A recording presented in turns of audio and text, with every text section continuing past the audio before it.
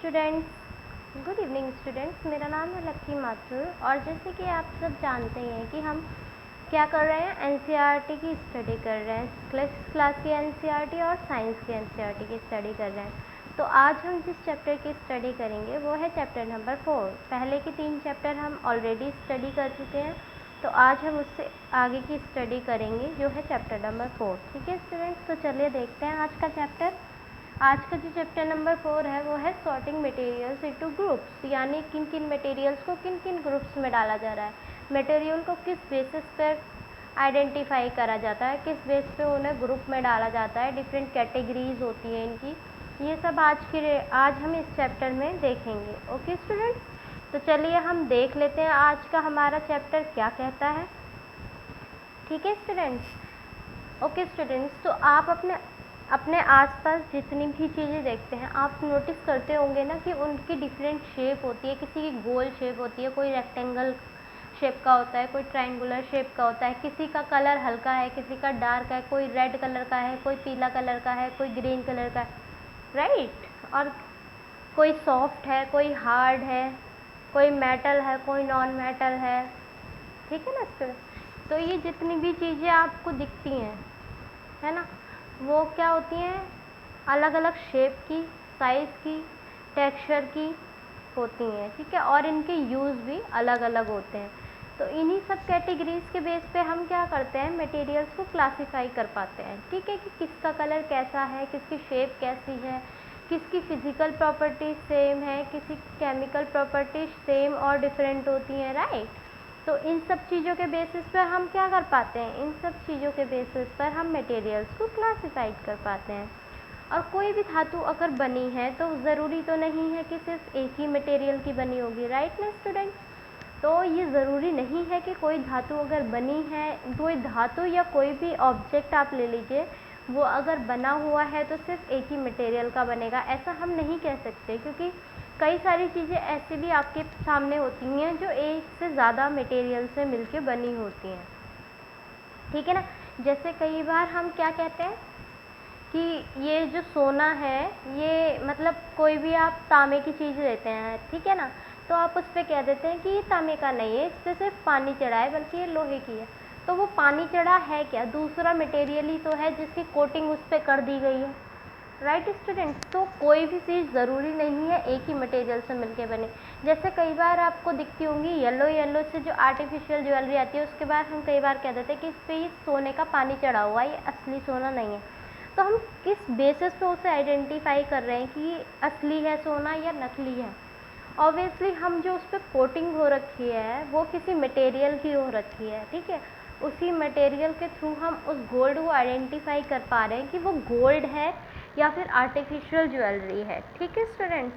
तो आयरन पर कोटिंग हो सकती है किसी की भी, तो कोई ग्लास भी किसी एक चीज़ से मिलके नहीं बना होता है ना, बहुत सारी चीज़ें हमें मिलानी पड़ती है उसमें, तब जाके ग्लास का निर्माण होता है या बनता है। ठीक है स्टूडेंट्स। तो मैंने क्या बताया कि कोई भी ऑब्जेक्ट है वो ज़रूरी नहीं एक ही मटेरियल से बनी हो, एक से ज़्यादा मटेरियल की भी बनी हो सकती है। इन सारी चीज़ों को हम किन किन कैटेगरीज पे डिफ़ाइन कर सकते हैं, इनके शेप पे, साइज़ पे, कलर पे, टेक्सचर पे, यूजेस पे, फिज़िकल और केमिकल प्रॉपर्टीज़, इन सब के बेसिस पे हम इनको क्या कर सकते हैं, क्लासीफाई कर सकते हैं। किसी किसी प्रॉपर्टीज़ सेम भी होती हैं और कईयों की प्रॉपर्टीज़ डिफरेंट भी होती हैं। ठीक है स्टूडेंट्स। तो अब हम देख लेते हैं प्रॉपर्टीज़ ऑफ मटेरियल। ठीक है, प्रॉपर्टीज़ ऑफ मटेरियल में हमने मटेरियल को 4 क्राइटेरिया पे क्लासिफाइड करा है। वो 4 क्राइटेरिया कौन कौन से हैं, चलिए देख लेते हैं हम एक बार। Okay students. ओके, तो हमारा जो पहला क्राइटेरिया है वो हमारा है स्टेट ऑफ मैटर के बेस पे। स्टेट ऑफ मैटर से आप क्या समझते हैं, सबसे पहले आप मुझे ये बताइए कि मैटर से आप क्या समझते हैं।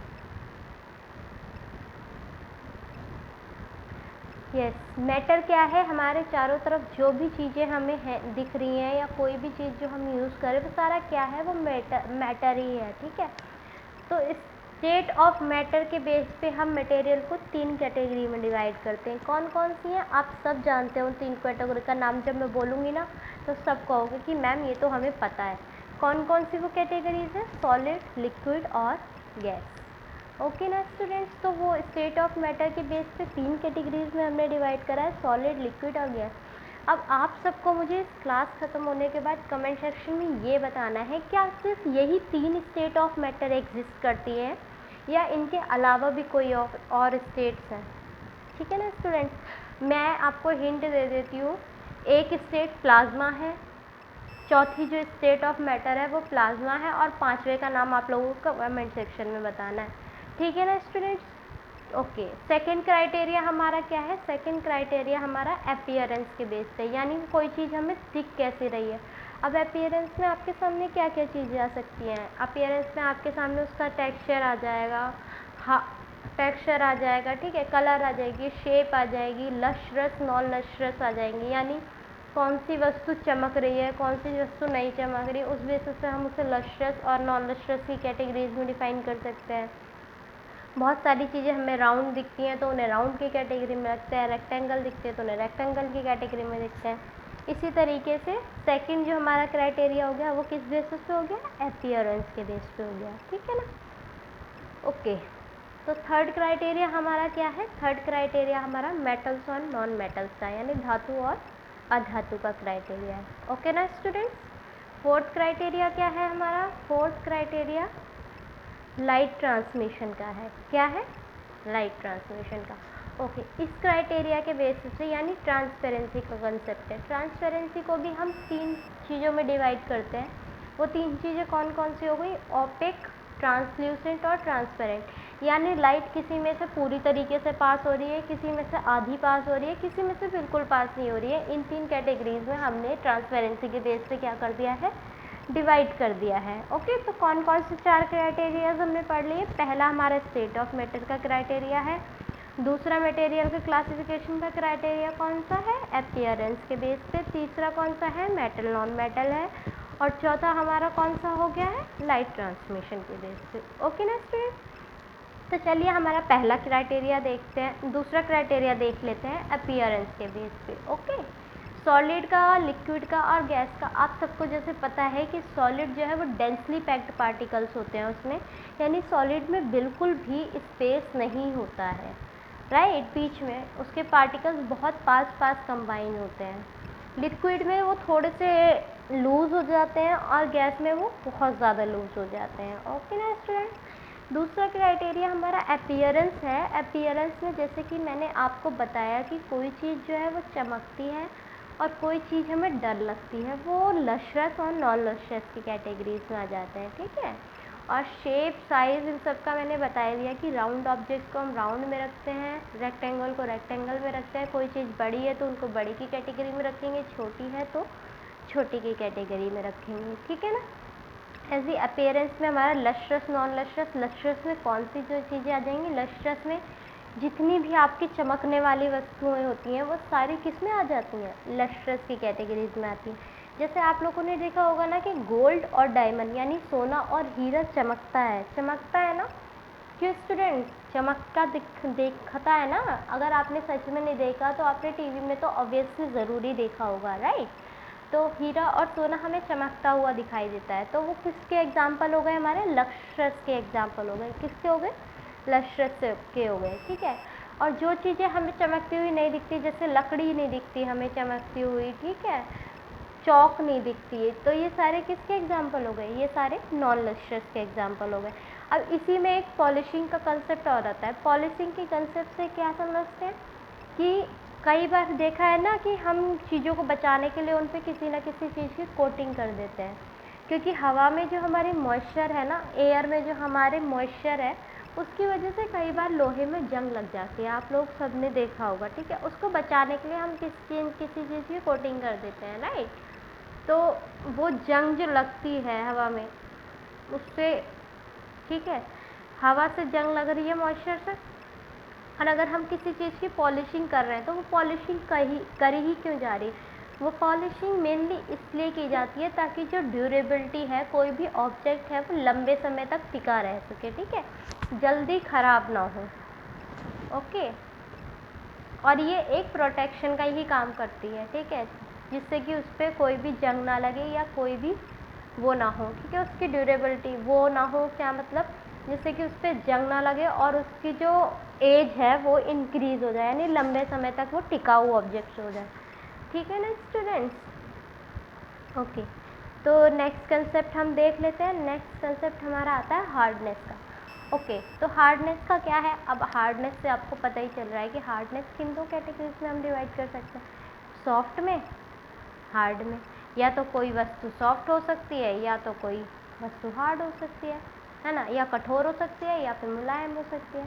अब मुलायम आपकी कौन सी वस्तु हो जाएगी? मुलायम आपकी हो जाएगी जैसे कॉटन, स्पॉन्ज, ये सारी मुलायम हो गई। मुलायम हम कह किस बेस पे रहे हैं? क्योंकि अगर आप कॉटन को दबा के देखिए तो वो ईजिली कंप्रेस्ड हो जाती है। ठीक है, अगर हम उसे स्क्रैच भी करेंगे ना, अगर हम उसके निकालते हैं, लंबा वंबा भी करते हैं, तो वो ईजिली हो जाती है। उसको करने के लिए कोई हमें बहुत किसी चीज़ की ज़रूरत नहीं पड़ी कि हम उससे पकड़ के उसे खींचें, राइट। तो वो इतनी सॉफ्ट होती है कि आप उसको अचानक से स्क्रैच कर सकते हैं, स्ट्रेच कर सकते हैं, ठीक है, खींच भी सकते हैं और ईजिली कंप्रेस भी कर सकते हैं। तो वो वस्तुएं जो ईजिली कंप्रेस्ड और स्ट्रेच हो जाती हैं वो सारी हमारी किस कैटेगरी में आ जाती हैं? सॉफ्ट की कैटेगरी में जाते हैं। ठीक है, example is cotton and sponge. ठीक है, और जो वस्तुएं हम नहीं ईजिली स्क्रैच कर पा रहे, ना ईजिली कंप्रेस कर पा रहे, वो हमारी कौन सी हो जाती है? हार्ड हो जाती हैं। हार्ड की कैटेगरीज में हमारा एग्जाम्पल क्या आ जाएगा? आयरन। ठीक है, उसके बाद इसी में एक कंसेप्ट और आ जाता है, टफनेस का कंसेप्ट। यानी टफनेस से आप क्या समझ रहे हो? आप बताओ टफनेस से आप समझ क्या रहे हो? ठीक है, कोई वस्तु अगर बिना टूटे स्ट्रेस सह रही है, खड़ी हुई है स्ट्रेस के साथ, तो वो क्या होती है? उसकी टफनेस होती है। जैसे आप कहते हैं ना कि कई बार अगर किसी बच्चे की पिटाई खूब पड़ती हो, ठीक है, तो आप कहते हो ना ये तो ढीठ हो गया है। वो ढीठ क्या है? वो उसकी टफनेस ही है कि इतनी मार पड़ने के बाद भी उस पर कोई असर ही नहीं होता है। ठीक है ना स्टूडेंट्स? तो इसी तरीके से आप लोहे का एग्जाम्पल अगर लें तो लोहे को आप कितनी बार पीटते हैं लेकिन वो आसानी से टूट तो नहीं जाता ना। आप इतना मारिए वो आसानी से नहीं टूटेगा। ठीक है, तो वो क्या है? वो बिना टूटे स्ट्रेस तो ले ही रहा है ना अपने ऊपर, लेकिन फिर भी वो टस से मस नहीं हो रहा है। ठीक है, तो ये उसकी क्या है? टफनेस है। अब किसी चीज़ की जितनी हाई स्ट्रेंथ होगी और जितनी हाई डक्टिलिटी होगी। अच्छा, डक्टिलिटी क्या होता है? डक्टिलिटी होता है कि हम किसी चीज़ को परत में कैसे कन्वर्ट कर पा रहे हैं। ठीक है, अगर हम किसी ऑब्जेक्ट को परत में कन्वर्ट कर पा रहे हैं तो प्लेट यानी शीट्स में कन्वर्ट कर पा रहे हैं तो उसका क्या होता है? वो डक्टिलिटी होती है। ठीक है, और अगर हम किसी शीट को वायर्स में कन्वर्ट कर पा रहे हैं तो वो हमारी क्या हो जाती है? मेलेबिलिटी हो जाती है, राइट।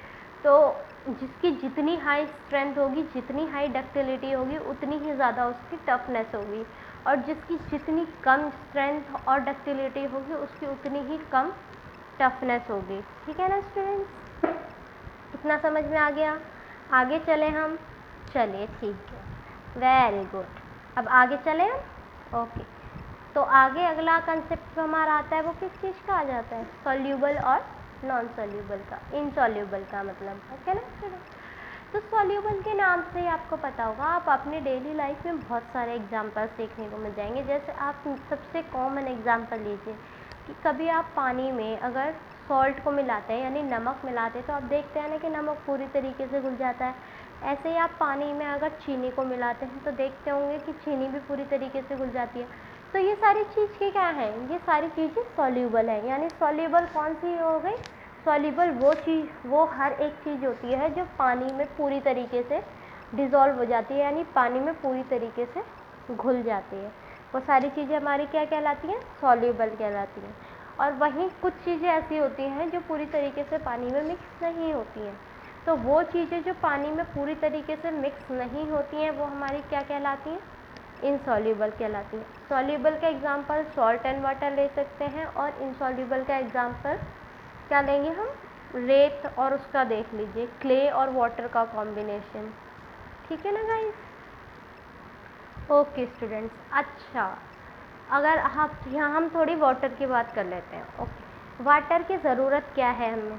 आप सबको पता है कि हमें ज़िंदा रहने के लिए पानी की बहुत ज़रूरत है, राइट।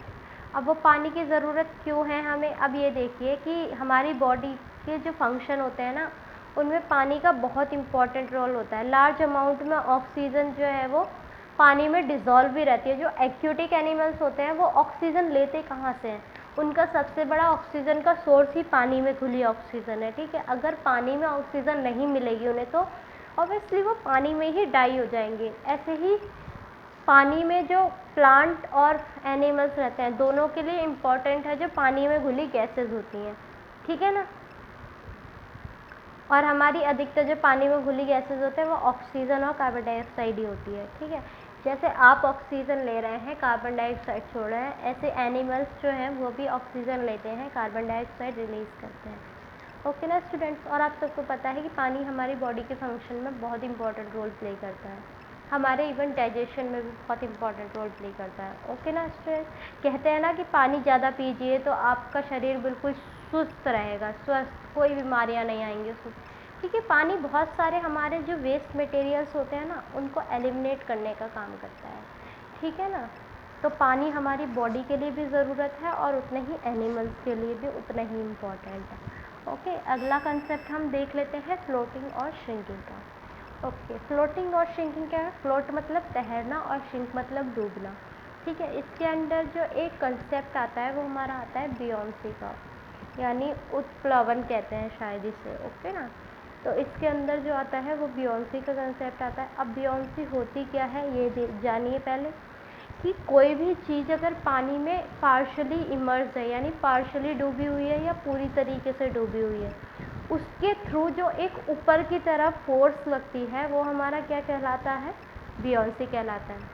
तो बियोंसी हमारी क्या होगी कि पानी में पार्शली पूरी तरीके से या आधी डूबी हुई चीज़ जब अपने अपोजिट डायरेक्शन में फोर्स लगाती है, एक ऊपर की तरफ फोर्स लगाती है, डेट इज़ कॉल्ड बियोंसी, ठीक है। तो इसके बेस पे हम फ्लोटिंग और श्रिंक में डिफाइन कर रहे हैं मटेरियल्स को, यानी कुछ मटेरियल जो पानी में डूब जाते हैं, कुछ मटेरियल जो पानी में तैरते रहते हैं, राइट। अब ये कॉन्सेप्ट जो है ना पानी में तैरने और डूबने का, ये होता क्यों वजह है? ये डेंसिटी के कारण होता है, ठीक है। जिसके पार्टिकल जो है वो लूजली, जिसके पार्टिकल जो हैं वो टाइटली पैक्ड होंगे। जैसे सॉलिड का एग्जांपल लीजिए आप, यानी कोई भी सॉलिड चीज़ अगर आप लेंगे ना तो वो पानी में नीचे डूब जाएगी, राइट। यानी ऐसे एग्जांपल लीजिए, जैसे ड्राई लीव होती है ना, हमारी सूखी पत्तियां जो होती हैं, उसे अगर हम पानी के ऊपर डालें तो वो क्या करती हैं? वो डूबती नहीं है, वो तैरती हैं पानी के ऊपर, ठीक है, वो फ्लोट करती है पानी के ऊपर। वहीं अगर आप एक मेटल स्पून को लीजिए, ठीक है, वो क्या होती है? वो पानी में जाके डूब जाती है, ठीक है। क्यों डूब जाती हैं ये चीज़ें, क्यों तैरती हैं? आखिर इसके पीछे कंसेप्ट क्या है कि ये तैरती रहती हैं या डूबती रहती हैं?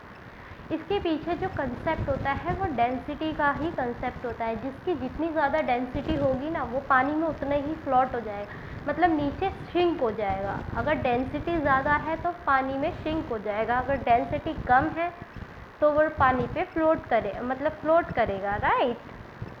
तो वही है। अब डेंसिटी है क्या? Density is equal to mass upon volume, यानी density is equal to mass upon volume. Mass की यूनिट क्या होती है? किलोग्राम होती है, वही वॉल्यूम की यूनिट क्या होती है? मीटर क्यूब होती है।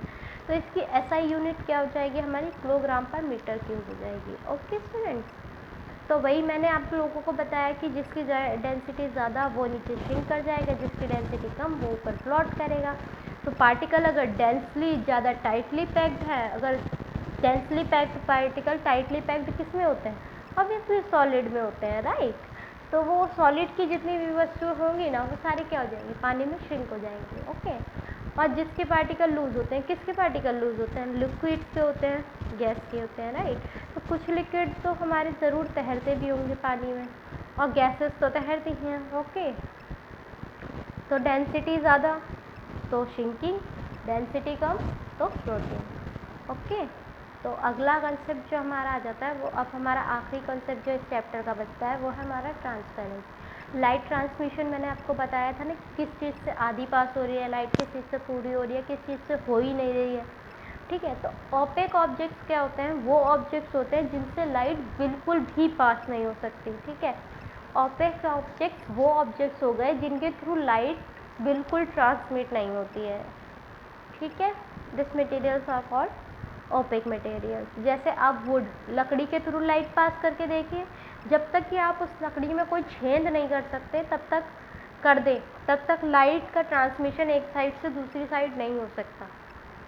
ठीक है, ऐसे ही कार्डबोर्ड का अगर कोई गत्ता लीजिए, उसके थ्रू लाइट पास करके देखिए, नहीं होती है ना लाइट पास, तो this all objects are called opaque objects. ठीक है, नेक्स्ट हमारा आते हैं ट्रांसपेरेंट। ट्रांसपेरेंट कौन से ऑब्जेक्ट्स होते हैं? आपने देखा होगा ना कई बार कि अगर पानी में आप लाइट डालते हैं टॉर्च से या किसी भी चीज़ से, तो वो लाइट पूरी तरीके से पास होती है, आपको नीचे तक जाती हुई दिखती है ना।